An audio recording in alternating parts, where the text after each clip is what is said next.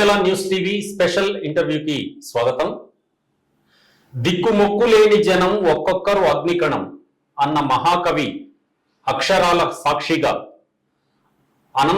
ఉమ్మడి అనంతపురం జిల్లాలో ప్రస్తుతం సత్యసాయి జిల్లా కొత్త చెరువు మండలం లోచెర్లలో ఒక విప్లవ వేగుచుక్క పుట్టింది.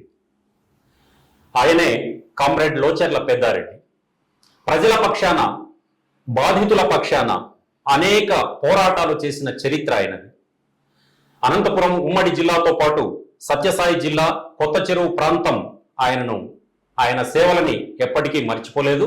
మరి అలాంటి ఒక ప్రజా నాయకుడి కడుపున పుట్టినటువంటి లోచెర్ల విజయభాస్కర్ రెడ్డి గారు నిజంగా ధన్యజీవి, అదృష్టవంతులు. ఎందుకంటే ఒక ప్రజా కవి కడుపున పుట్టిన వాళ్ళు కానీ లేదా ఒక ప్రజా నాయకుడి కడుపున పుట్టిన బిడ్డలు నిజంగా వాళ్ళ జన్మ సార్థకమైనట్లు.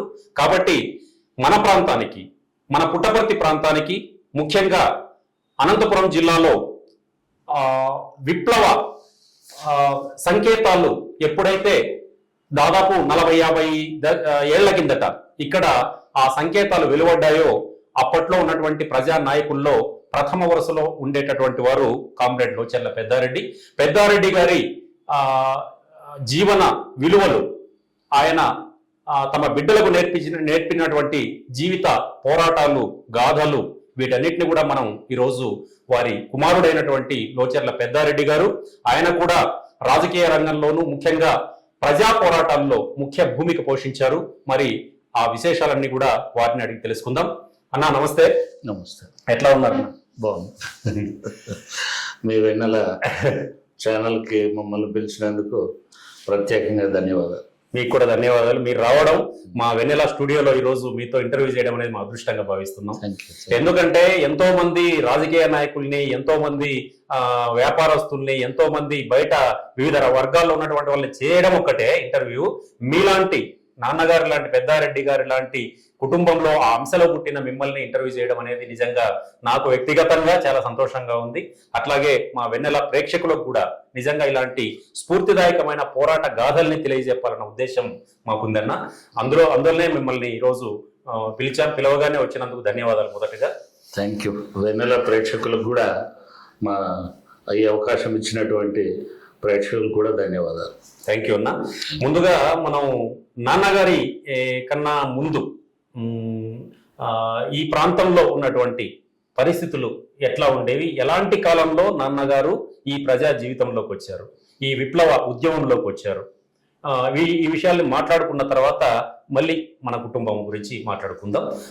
ఆనాటి సామాజిక పరిస్థితులు, ఎందుకంటే మీరు పెద్దలు, మీకైతే పూర్తిగా ఆ విషయాలన్నీ చెబుతారు కాబట్టి ఈ తరానికి కూడా కొంత తెలియాలి కాబట్టి అక్కడి నుంచి తీసుకుందాం.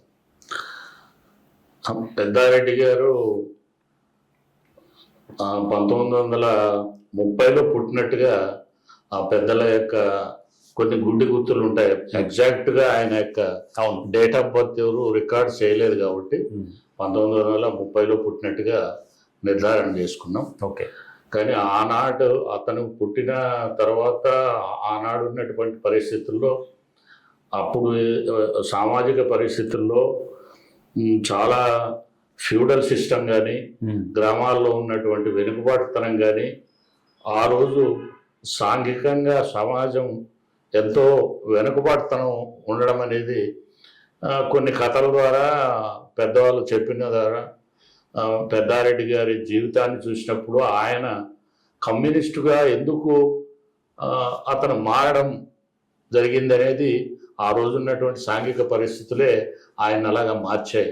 ఒక కమ్యూనిస్టుగా మనిషి మారినాడు అంటే అది ఒక తిరుగుబాటు తత్వంతో ఉన్న మనిషికి ఆ రోజు ఉన్నటువంటి సోషల్ కండిషన్స్ అవే ఆ ప్రభావం ద్వారానే ఆయన కమ్యూనిస్టుగా మారింటాడు అనేది నాకు అనిపిస్తుంది. ఎందుకంటే మా నాన్న గురించి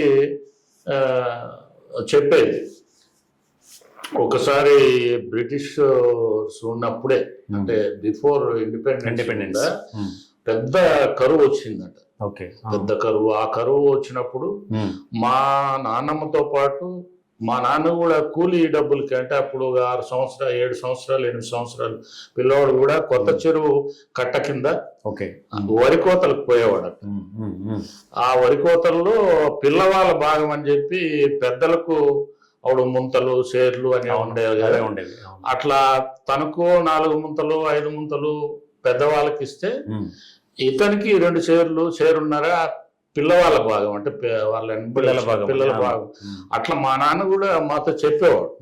కాబట్టి ఆ కండిషన్స్ చూసినప్పుడు ఏముంటాయంటే చాలా వ్యవసాయం కూడా వెనుకబాటుతనం ఉండేది. అప్పుడు వ్యవసాయం కూడా పెద్ద పెద్ద మోతుబరి రైతులు చేసుకునేవాళ్ళు. కరువు కాటకాల్లో ఇక్కడున్న మోతుబర్లు కానీ భూస్వామ్య స్థితిలో ఉన్న వాళ్ళు కానీ ఎక్కువ భూమి కలిగి ఉన్న వాళ్ళు వాళ్ళ దగ్గరికి పోయి ఆ కరువు కాలాల్లో వాళ్ళు ఏదో వచ్చిన కూలి గింజలు తీసుకొని తినడం.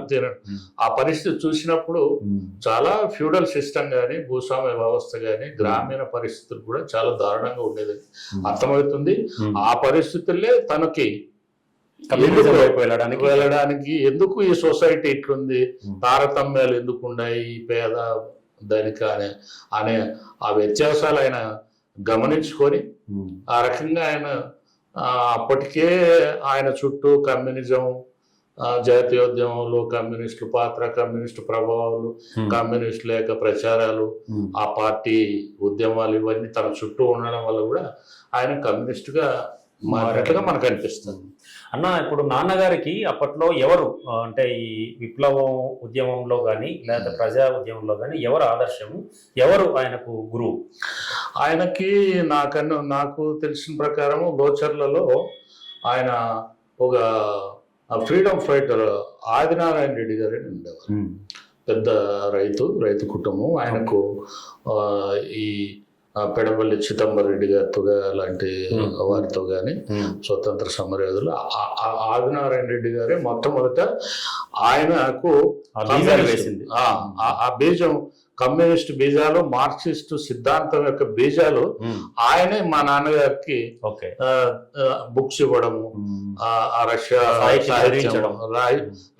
సాహిత్యం కానీ చైనా సాహిత్యము, ఈ విప్లవాలు రష్యా విప్లవాల గురించిన ఆ సమాచారం కానీ ఇవన్నీ కూడా అతనికి ఇవ్వడం వల్ల తరచూ ఆయన దగ్గరికి పోయి వస్తుండడం వల్ల ఫస్ట్ బీజాలు ఆయన నుంచి పని అనేది మాకు తెలుసు. అప్పుడు నాన్నగారికి ఏ వయసు ఉంటుంది మీకు తెలిసిన సమాచారం? ఆయన దాదాపుగా ఆయన టీనేజ్ లోనే, ఆయన చెప్పే మాతో అప్పుడప్పుడు మాట్లాడే సందర్భంలో ఆయన టీనేజ్ లోనే, యుక్త వయస్సులోనే ఆయన, అప్పటికి ఇంకా వివాహం కానప్పటికే 17-18 సంవత్సరాల్లోనే రాజకీయంగా, అంటే కమ్యూనిస్టు ప్రభావాలు ఆయన తరిమెల నాగిరెడ్డి లాంటి వాళ్ళు, ఐదుకల సదాశివన్ లాంటి వాళ్ళు, వీరంతా కూడా ఈ ప్రాంతాల్లో బాగా కమ్యూనిస్టు పార్టీ బలోపేతానికి తిరిగారు. వాళ్ళ గ్రూప్ లో తన అభిమానిగా వాళ్ళ అనుచరుడిగా తిరిగి ఆ రకంగా ఆయన స్టార్ట్ అయిందని మాకు అనిపిస్తుంది. ఓకే. తర్వాత ఈ కుటుంబం ఏర్పడిన తర్వాత, అంటే మీరందరూ పిల్లలుగా ఉన్నప్పుడు తర్వాత అప్పుడు కూడా ఆ జీవితం కొనసాగిందా? మీకు ఊహ తెలిసినప్పుడు విషయాలు చెప్పండి, గుర్తున్నా. అది దాదాపుగా ఆయన ఇప్పుడు 1950కి వచ్చేటప్పటికి ఆయనకు 20 సంవత్సరాలు. అంటే ఆ వయసులోనే ఆయనకు కమ్యూనిస్ట్ పట్ల, మార్క్సిజం పట్ల ఆకర్షితమైన అయినట్టుగా మనకు తెలుస్తుంది ఆయన జీవితాన్ని చూస్తే. ఆ టైంలోనే ఆయన ఒక్కసారి ఈ మార్క్సిస్ట్ ప్రభావం తన మనసులో పడిన తర్వాత ఇక తర్వాత జీవితం అంతా కూడా ఎప్పుడు కూడా వేరే ఏ సిద్ధాంతాన్ని కూడా పోకుండా కేవలం మార్క్సిస్ట్ కమ్యూనిస్ట్ సిద్ధాంతం వైపే చనిపోయేంత వరకు కూడా దాదాపు 1950 సంవత్సరం నుంచినే ఆయనకు అది అబ్బింది అనేది మనకు అర్థమవుతుంది. ఓకే. అంటే ఇండిపెండెన్స్ వచ్చిన తర్వాత, అంటే అప్పట్లో ఇంకా పూర్తిగా ఈ బ్రిటిషర్స్ వీళ్ళ వాసనలు కానీ ఇవన్నీ పోలా ఇంకా అప్పటికి.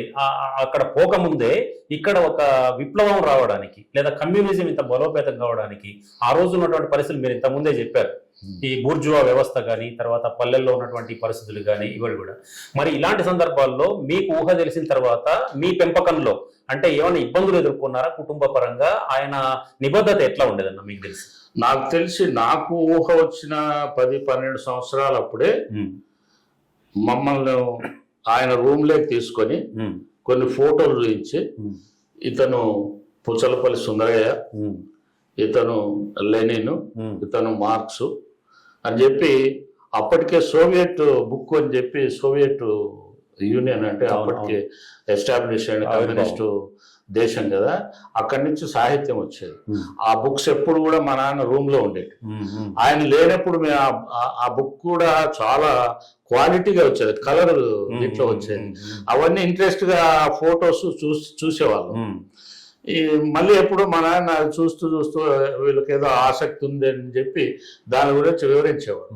మా పెద్ద పుచ్చలపల్లి సుందరయ్య ఫోటో పైన పెట్టి ఇతను సుందరయ్య పెద్ద కమ్యూనిస్టు అని ఆ రోజు మాకు చిన్నపిల్లలకి ఏం చెప్పాలో చెప్పేవాడు.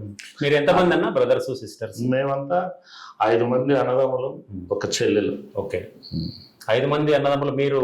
నేను పెద్దవాళ్ళు. ఓకే, అంటే మీరు ఈ వైపు రావడానికి నాన్నగారి స్ఫూర్తేనా? మీరు కూడా దాదాపు ప్రజా జీవితంలోకి వచ్చారు, విప్లవ దీంట్లోకి వచ్చారు, జీవితంలోకి వచ్చారు. ఇదంతా కూడా నాన్నగారి? డెఫినెట్ గా మేము మార్క్సిస్ట్ ఫిలాసఫీ పట్ల, నక్సలైట్ ఫిలాసఫీ పట్ల, తీవ్రవాదం వైపు పట్ల విప్లవకరమైన దృక్పథాలు అలవర్చుకోవడం మొట్టమొదటి గురువు మా నాన్నగారే అని చెప్పాలి. ఓకే, ఎందుకంటే నాకు ఊహ తెలిసినప్పటి నుంచి నా చుట్టూ, నా కుటుంబం చుట్టూ కమ్యూనిస్టు వాతావరణమే ఉంది. నాకు ఊహ తెలిసిన తర్వాత ఏంటిది సమాజం అట్లా ఇట్లా మనం తెలుసుకోవాలనేటప్పటికే ఆ వాతావరణం ఆడ ఉండడం వల్ల న్యాచురల్ గా సహజంగానే మాకు ఆ కమ్యూనిజం ఆకర్షితం.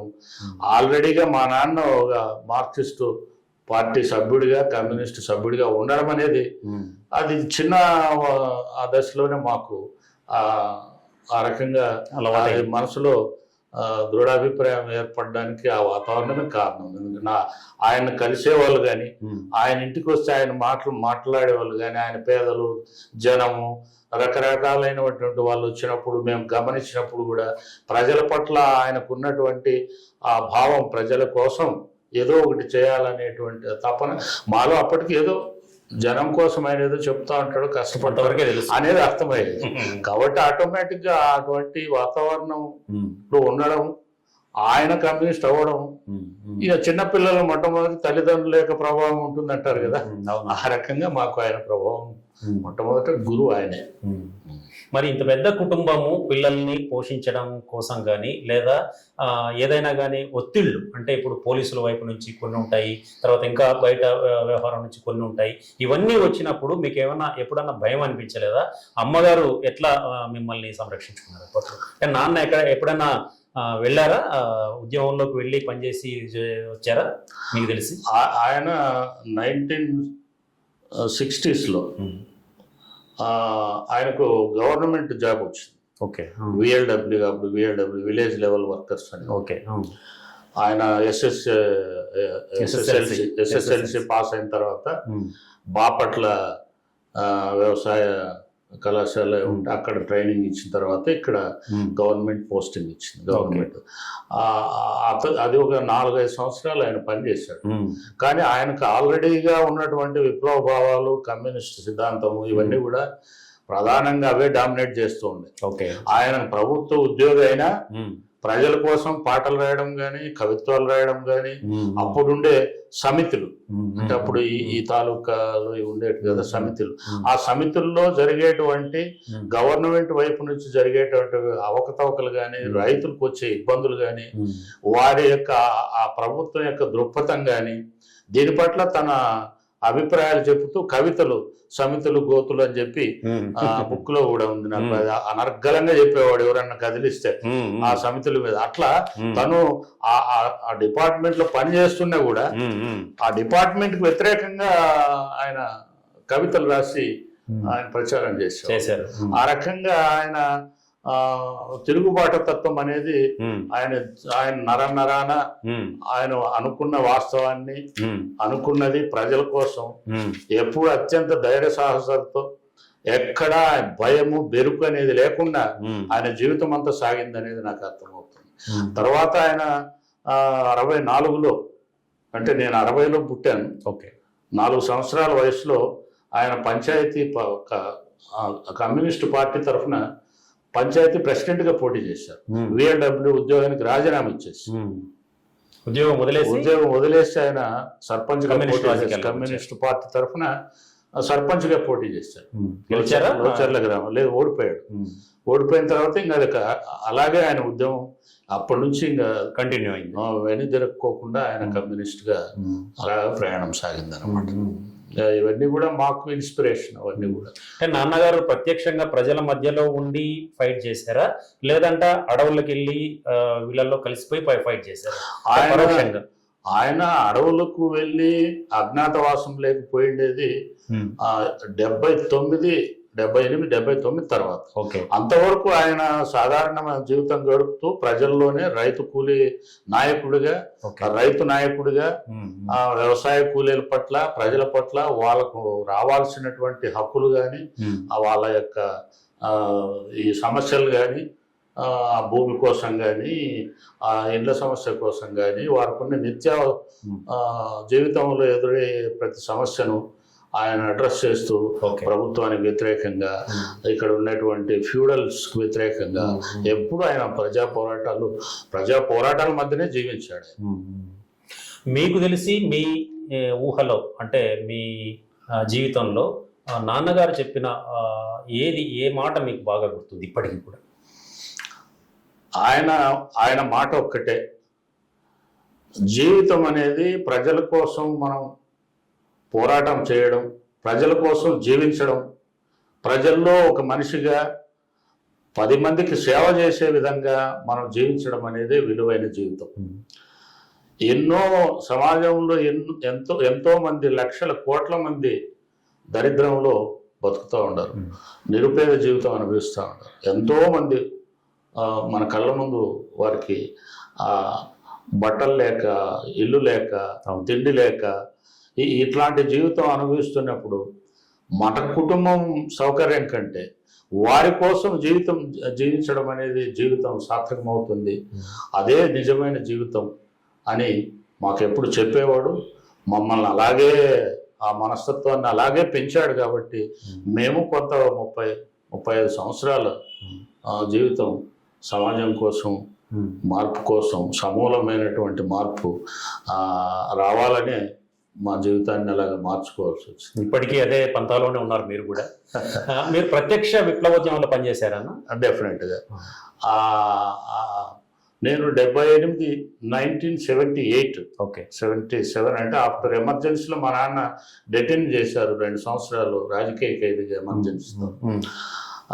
దాని తర్వాత ఆయన 77లో బయటకు వచ్చిన తర్వాత వెంటనే ఆయన ఒక్క రోజు కూడా ఆయన ఏదో జైల్లో పెట్టినారు, తనకు ప్రభుత్వం ఏం చేస్తుందనే బెరుకు కూడా లేకుండా జైల్లో వచ్చిన వెంటనే మళ్ళీ ఎర్ర జెండా పట్టుకొని మళ్ళీ ఉద్యమం వైపు అడుగులేసే క్రమంలో నాకు స్టూడెంట్ లైఫ్లో నాకు పాటలు అంటే ఇష్టం. ఎన్ని సంవత్సరాలు అప్పుడు మీకు? నాకు అప్పుడంతా 17 ఇంటర్మీడియట్. నాకు పాటలు అంటే బాగా ఇష్టం. అది గమనించాడు మా ఫాదర్. చెప్పి నన్ను అప్పుడు ఇక్కడ వెంగళం చెరువు అని చెప్పి దగ్గర ఉంది, లక్ష్మీనారాయణ రెడ్డి అని చెప్పి ఆయన కమ్యూనిస్టు పార్టీ తరఫున బ్రిటిష్ అంటే మెడ్రాస్ ప్రెసిడెన్సీలో ఆయన ఎమ్మెల్యే. ఆ 78లో ఆయన అక్కడ రాజకీయ తరగతులను నిర్వహించారు. అప్పుడు రాయలసీమలో ఉన్నటువంటి విప్లవ భావాలు కలిగిన వారిని ఆయన వెంగళమ్మ చెరువు ఆయన ఆధ్వర్యంలో మా నాన్న సన్నిహితులు కొంతమంది రాయలసీమలో ఉన్న వాళ్ళందరినీ, అందరూ శ్రేయోభిలాషులు 100 మంది రాజకీయ, అక్కడ గద్దర్ ట్రూప్ వచ్చి జననాట్యం అండి పాటలు నేర్పించారు. అది నాకు ఇష్టం. పాట అంటే చిన్నప్పటి నుంచి నాకు పాట అంటే. నాన్నగారి మీద పాటలు కూడా రాసినట్టున్నారు. దాంతో నేను ట్రైనింగ్ అయిన తర్వాత వెంటనే గో టు విలేజ్ క్యాంపెయిన్ అని చెప్పేసి అప్పుడు ఉన్నటువంటి కొండపల్లి సీతారామయ్య వర్గం గో టు విలేజ్ క్యాంపెయిన్, మీరు పల్లెలకు పోండి, విద్యార్థులు, యువకులు, ఆ గ్రామాలను పరిశీలించండి, వాళ్ళతో మమేకం కండి, గ్రామాలు ఎందుకు ఇలా ఉన్నాయి, ఆ పేదరికం ఎందుకుంది, దోపిడీ ఎందుకుంది గమనించండి అని చెప్పి పంపించేవాళ్ళు. అట్లా ఒక నెల పల్లెల్లో వెళ్ళిపోయి ఆ పాటల ద్వారా ప్రచారం చేశాను. మీరు కూడా వెళ్ళారు? నేను కూడా వెళ్ళాను. నాకు ఎప్పుడు ఈ దాదాపు ఈ పుట్టపర్తి రేడియస్ 40-50 కిలోమీటర్ల దూరంలో ప్రతి పల్లెకు, ప్రతి దళిత వాడికి, ప్రతి పేదవాడికి, ప్రతి బీసీ కాలనీకి పాటల ద్వారా విప్లవ సాహిత్యాన్ని, విప్లవ భావాల్ని అందించడంలో నేను బాగా యాక్టివ్గా పనిచేశాను. ఎట్లా ఉండేది స్పందన ప్రజల నుంచి అప్పట్లో? డెఫినెట్ గా ఆ రోజున్న పరిస్థితుల్లో ఇప్పటికీ 40 సంవత్సరాల క్రితం పల్లెల్లో చాలా దోపిడీ, వెనుకబాటుతనం, కనీసమైన సౌకర్యాలు కూడా, కనీసమైనటువంటి వసతులు కానీ, కనీసమైనటువంటి జీవిత అవసరాలు కూడా తీరేటివి కాదు. కాబట్టి సహజంగానే అట్రాక్ట్ అయ్యేవాళ్ళు, మా పాట వినేవాళ్ళు. మేమే పెద్ద ఆ వ్యవస్థ ఏమి, ఆ డోలకులు, గీలకులు, మ్యూజిక్ సిస్టమ్ ఏం లేదు. కేవలం తప్పిట, గజ్జలు, పాట. ఎలాంటి పాట పాడారు? ఏమైనా గుర్తున్నాయా? ఒక పాట పాడారు? గుర్తులేదు. అప్పుడు చాలా నాన్నగారి మీద రాసిన పాట పాడండి కొంత, 4 లైన్లు. జనకరి జనారే, జనకు జనారే అనే పాట బాగా పాపులర్ అయ్యేది. అప్పుడు ఇంకో ఈ చనిపోయిన అమరవీరులను స్మరిస్తూ పాట బాగా చాలా గ్యాప్ వచ్చింది కదా, గుర్తులేవు. నాన్నగారి పైన క్యాసెట్ కూడా చేశారు కదా రిలీజ్ చేసినప్పుడు పాటలు.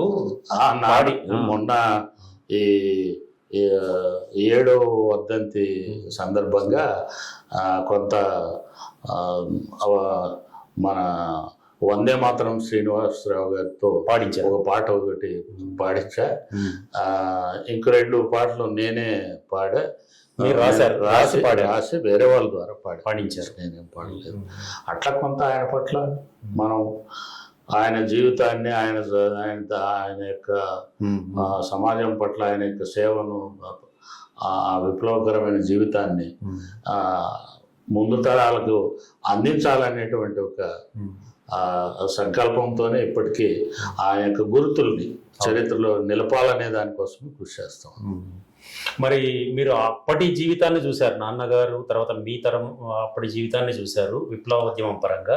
ఇప్పుడు చూస్తున్నారు, ఇప్పుడు వచ్చినటువంటి ఈ రాజకీయ పార్టీల నేపథ్యం కానీ, అప్పుడున్నటువంటి కమ్యూనిస్టు పార్టీ ప్రభావం కానీ, ఈ రెండింటి మధ్య వ్యత్యాసాన్ని ఎట్లా చూస్తారు అసలు? మరి ఇప్పుడు కూడా కమ్యూనిజం అనేటటువంటి ఒక ప్లాట్ఫామ్ అవసరం అంటారా ఇప్పుడు మీ అంచనా? ఆ రోజు ఉన్నటువంటి మా నాన్నగారు కాలంలో ఉన్నటువంటి ఆ విలువలు, ఆ కమ్యూనిస్టు పార్టీ యొక్క కమిట్మెంట్స్ కానీ, ప్రజల పట్ల, సమాజం పట్ల ఉన్న కమిట్మెంట్స్, ఈరోజు ఈ పార్టీలు, రైటిస్ట్ పార్టీలు అనేటువంటి నక్కకు నాగలోకానికి ఉన్నంత తేడా ఉంటుంది. ప్రజల పట్ల బాధ్యతలు ఉండడం కానీ, ప్రజల కోసం పనిచేసి, ఇవన్నీ కూడా మనం దానికి దీనికి అసలు నో కంపారిజన్. కాకపోతే కమ్యూనిస్టు రాజకీయాలు, కమ్యూనిస్టు సిద్ధాంతం కంటే రాజకీయ పార్టీలు అనేటివి బలహీన పడిపోయినాయి. పీపుల్కి ఏదో ఒకటి ఆల్టర్నేటివ్, వాళ్ళ కోసం ఏదో ఒకటి వెతుక్కోవాలి కదా. ప్రజలకు ఏమంటారు, కమ్యూనిస్ట్ పార్టీలు, విప్లవ పార్టీలు బలంగా ఉన్నప్పుడు దాని వెనక నడిచారు. ఎప్పుడైతే బలహీన పడ్డాయో, ఈ తర్వాత వాళ్ళ అవసరాల కోసం, వాళ్ళ జీవితంలో ఇంకొక రకమైనటువంటి శక్తులకు వాళ్ళ అవసరాల కోసం వాళ్ళు ఏదో ఒక పార్టీని ఆశ్రయించి వాళ్ళ జీవితాన్ని సస్టైన్ చేసుకోవాలి కదా, వాళ్ళ ఉనికిని కాపాడుకోవాలా. ఆ విప్లవకరమైనటువంటి శక్తులు మరొకసారి అవి ముందుకు వచ్చినప్పుడు ఆ రోజు ప్రజలు ఏం చేస్తారని భవిష్యత్తు చెప్పాలి. కానీ ఇప్పటికేమంటే ఆ విప్లవకరమైన శక్తులన్నీ బలహీనపడినాయి. అయితే ఇప్పటికి కూడా సాంకేతిక శాస్త్రం కానీ, సోషల్ కండిషన్స్ కానీ, ఈ ఉద్యమాల ప్రభావం వల్ల, కమ్యూనిస్టు ఉద్యమాలనండి, నక్సలైట్ ఉద్యమాలండి, ఈ ఉద్యమాల ప్రభావం వల్ల పాలక వర్గాలు అనేటివి ఇన్విటబుల్ కండిషన్గా కొన్ని సౌకర్యాలు కల్పించాల్సి వచ్చింది. సాంకేతిక రంగం కూడా చాలా అడ్వాన్స్ అయింది. దాన్ని అందిపించుకుంటున్నటువంటి యువకులు కూడా ఈరోజు చాలా బాగా ఫాస్ట్గా ఆ టెక్నాలజీని ఉపయోగించుకొని ఇప్పుడున్న మంచి పరిస్థితులను ఉపయోగించుకొని వారు అభివృద్ధి అవుతున్నారు ప్రజల ఆలోచన విధానం కూడా మారింది. మారింది.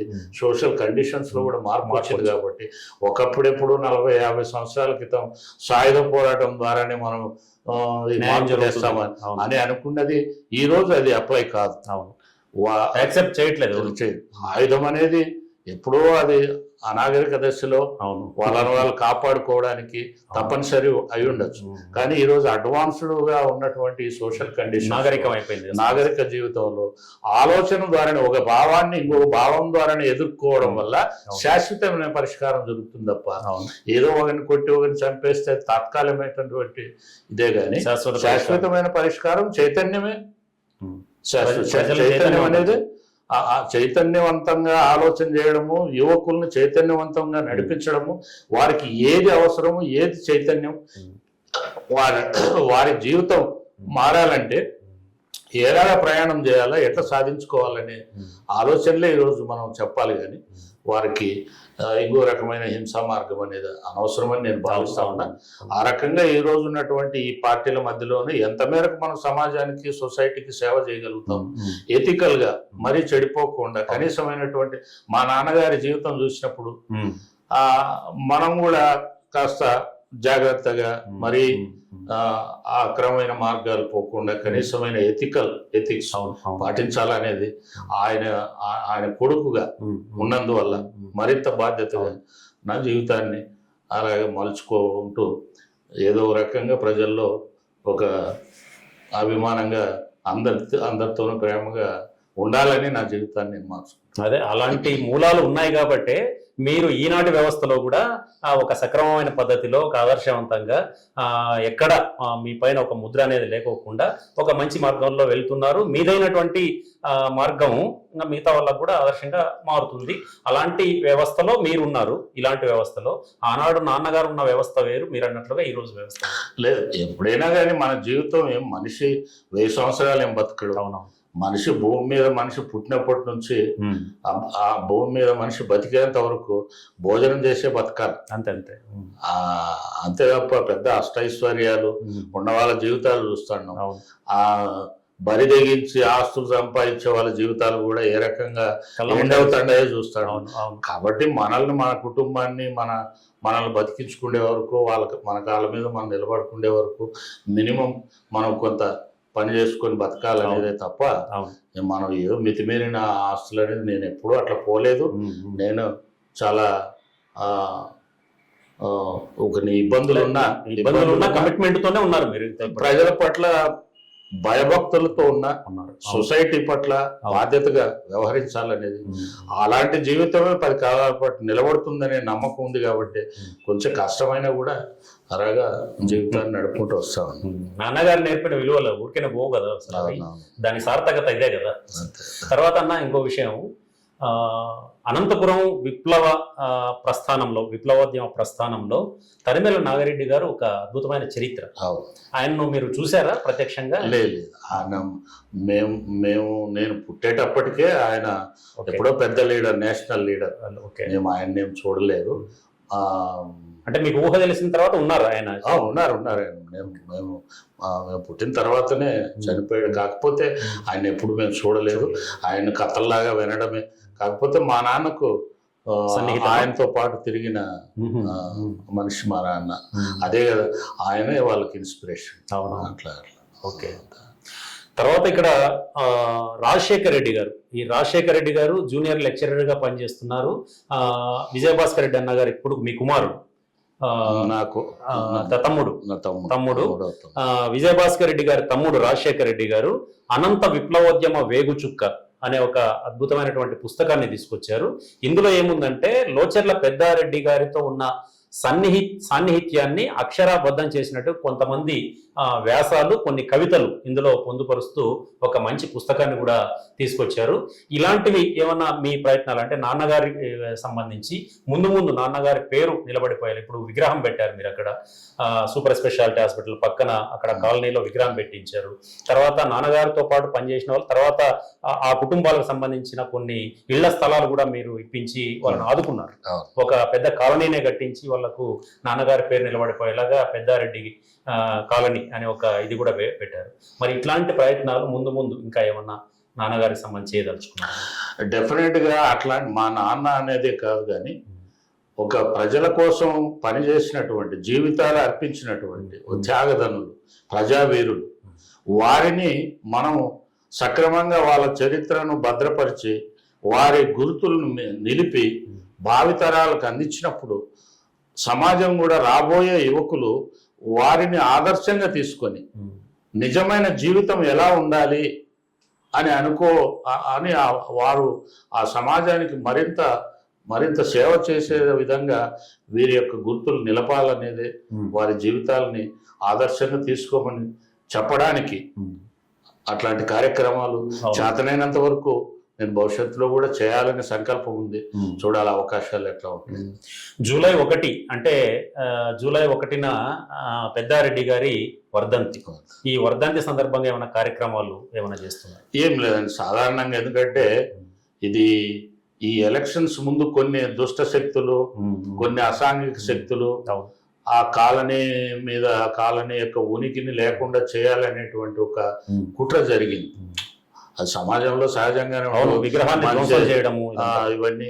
అందుకని తర్వాత మరో విగ్రహాన్ని తీసుకొని పెట్టి, ఇది ఈ ఎలక్షన్స్ ముందు జరిగింది, ఎలక్షన్స్ తర్వాత ఫస్ట్ వర్ధంతి కాబట్టి అట్లాంటి శక్తులకు పెద్దారెడ్డి అభిమానులుగా, పెద్దారెడ్డి యొక్క విలువలేంటో తెలిసిన వారి ఆలోచనలు ఎప్పుడైతే ఈ విగ్రహాన్ని లేకుండా చేయడం అనేది జరిగిందో అది చాలా మందిని కలిసివేసింది, చాలా మందిని అది బాధించింది. ఆ విషయం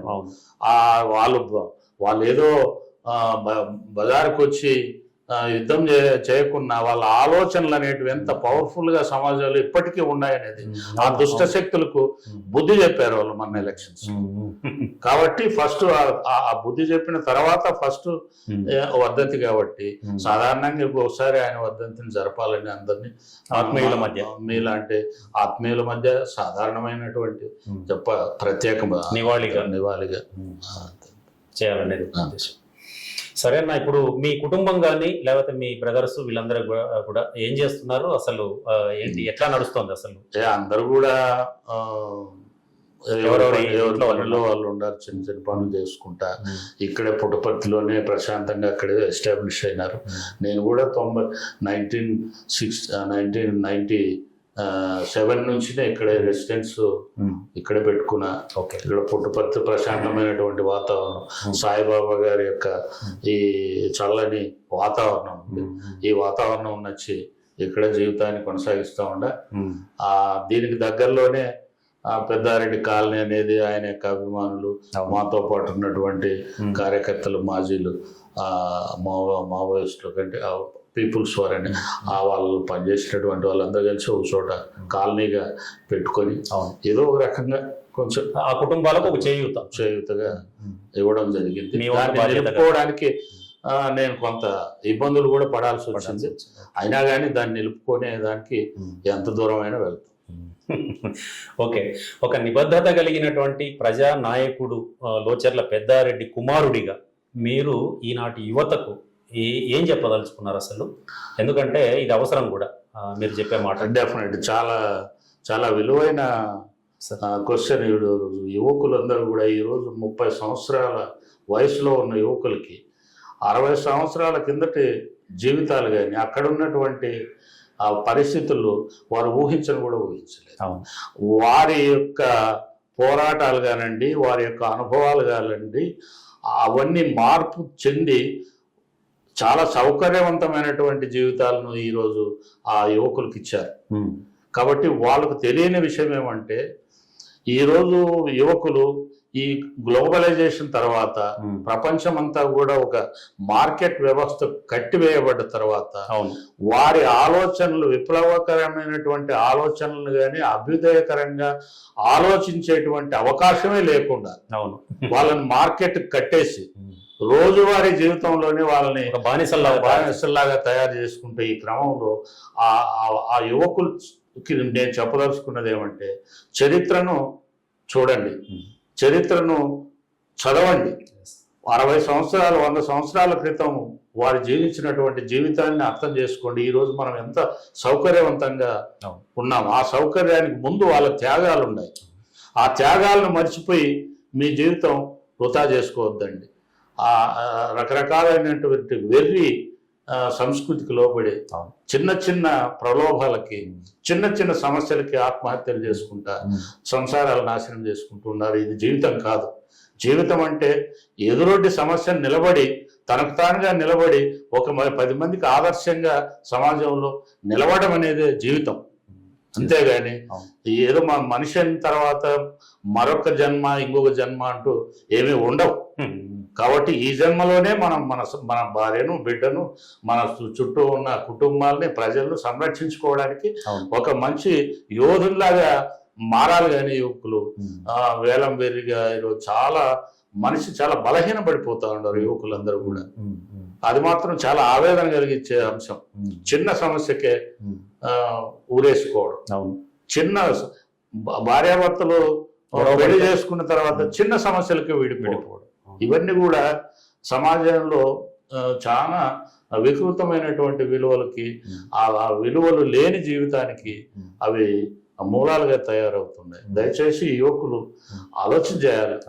చాలా మంచి భవిష్యత్తు ఉంది. యువకులు ఎప్పుడూ సమాజం ముందుకే పోతుంది కానీ వెనక్కి పోదు. మంచి తరం వస్తుంది అనేది నా ఆశ. మంచి యువకులు కూడా సమాజాన్ని నడిపించే యువతరం వస్తుందని నేను మాత్రం చాలా గట్టిగా నమ్ముతాను. అన్న, ఫైనల్ గా చెప్పండి, లోచర్ల గ్రామం నుంచి, మీ ఊరు నుంచి ఎవరు పేదవాళ్ళు కొత్త చెరువుకు వచ్చినా, వైద్యం కోసం, ఇంకోటి కోసం వచ్చినా, నాన్నగారు వాళ్ళ అయ్యే ఖర్చు, వాళ్ళ వైద్యానికి అయ్యే ఖర్చు అంతా భరించారు అనేది నేను విన్నాను ఒకసారి. మరి ఆ సంఘటన గురించి చెప్పండి. ఎందుకు ఇట్లా? అది మా అమ్మ చెప్పేది, మా నాన్నమ్మ కూడా చెప్పేది, మా నాన్న కూడా చెప్పేవారు. అప్పుడు వైద్యం కూడా ఒక చిన్న బిల్ల చేసుకోవాలంటే 5 రూపాయలు పెట్టే శక్తి కూడా చాలా మందికి ఉండేది. అక్కడ ఆర్ఎంపీ డాక్టర్ అని, ఎక్కువ ఆర్ఎంపీ డాక్టర్ ఒక ఆయన ఉండేవాడు. అతను మా ఊరు నుంచి ఎవరు వచ్చినా కూడా పెద్దారెడ్డి పేరు చెప్తే వారికి ఎంత వైద్యమైనా ఏదో చేసి పంపించండి ఫ్రీగా, వాళ్ళతో డబ్బులు తీసుకోవద్దని అని చెప్పేది. 1 సంవత్సరం 2 సంవత్సరాల తర్వాత ఆయన బిల్లుకి ఆ ఖర్చు అంతా లెక్కేసి 5 ఎకరాల భూమి రాయించాడు. ఆయన 5 ఎకరాల భూమి రాయించాడు. అట్లాంటి అంత గొప్ప మనస్సు ఆయనది. నాన్న మాకు అదృష్టం. మా నాన్న అట్లాంటి మనిషికి నేను కొడుకుగా పుట్టడం అనే అదృష్టమైన. ప్రజలకు చాలా రేర్ పర్సనాలిటీస్. జీవితం అంతా కూడా ఎక్కడా కానీ ఒక సౌకర్యాన్ని కోరుకోకుండా, నాకు ఇది మంచి విలాసాలు కావాలా, మంచి కుర్చీ కావాలా, నాకు మంచి పరుపు కావాలా చేసి ఏ రోజు మమ్మల్ని అడిగిన పాపాను పోలేదు. ఆ ఎప్పుడు కూడా నన్ను ఇప్పటికీ కన్నీళ్ళ పర్యంతం చేసే రకంగా బతికాడు. ఎప్పుడన్నా అడుక్కు తినేవాళ్ళు కానీ లేకుంటే లేని వాళ్ళు వస్తే అయ్యా అని అంటే తన చొక్కాలు కూడా ఇప్పేసి ఇచ్చే అంతటి మానవతావాది ఆయన దగ్గర. మేము ఎప్పుడన్నా 300, 400, 10 రూపాయలు చిల్లర పెట్టేవాళ్ళం. ఎవరైనా అడిగితే లేదని తత్వం లేదని జీవితం. అది ఇస్తే అది అయిపోయే వరకు అందరిని పిలిచి ఉండేవాళ్ళు, ఊర్లో ఉండేవాళ్ళు అంతా ఇచ్చేసేవాడు అనమాట. ఆ చనిపోయే వరకు ఆయన మార్క్సిస్ట్ గానే బతికాడు, మార్క్సిస్ట్ దృక్పథంతోనే బతికాడు. ఘంటాపరంగా చెప్పాడు మార్క్సిస్ట్ సిద్ధాంతాన్ని. ఆల్టర్నేటివ్ ఈ ప్రపంచంలో ఏదీ లేదు, అల్టిమేట్ మార్క్సిజమే దిక్కు, ఈ మార్క్సిస్టు ఫిలాసఫీనే ప్రపంచాన్ని మారుస్తుంది అని. ఇప్పటికీ లేదు, అది వాస్తవం. అందరూ సైంటిస్టులు, అందరు రాజకీయ నాయకులు, ప్రపంచ మేధావులందరూ కూడా ఒప్పుకునే సత్యమే మార్క్సిజం అనేది ఎవర్ గ్రీన్ అని. కాబట్టి మార్క్సిజమే ఈ సమాజాన్ని మారుస్తుంది.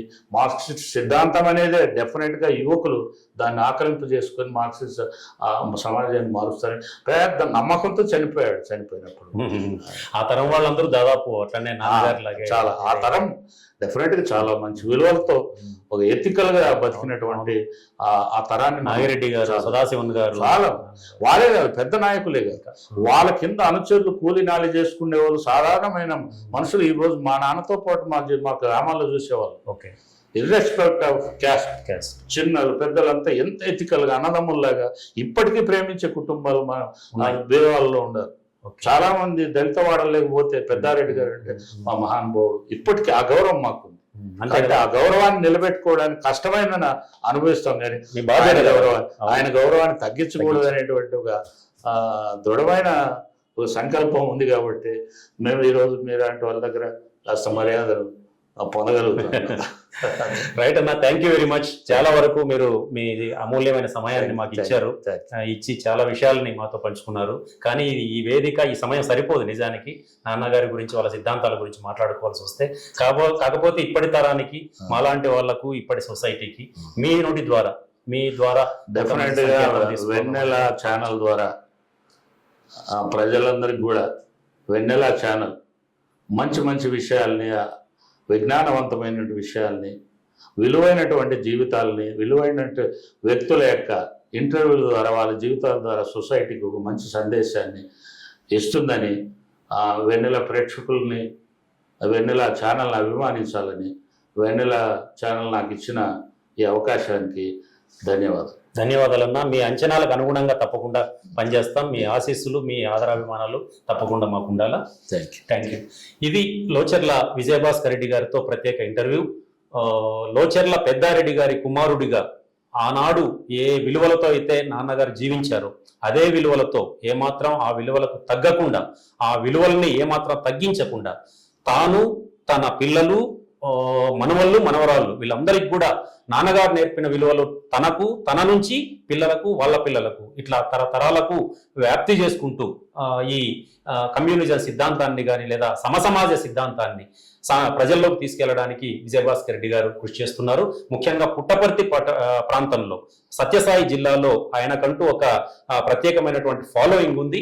పేదల్లో కానీ, యువతలో కానీ విజయభాస్కర్ రెడ్డి గారు అంటే ఒక నిబద్ధత కలిగినటువంటి నాయకుడు. పెద్దారెడ్డి గారు లాగే ఆయన కూడా మాతో పాటు ఉన్నారని ప్రజలు అనుకునే విధంగా ఆయన జీవిస్తున్నారు. ఆయనకు మరింత కాలం పాటు ఆయన ఇదే శక్తితో, ఇదే యుక్తితో, ఇదే ఆదరాభిమానాలతో ముందుకెళ్లాలని కోరుకుంటూ వచ్చే వారం మరో ఇంటర్వ్యూతో మళ్ళీ కలుద్దాం. నమస్తే.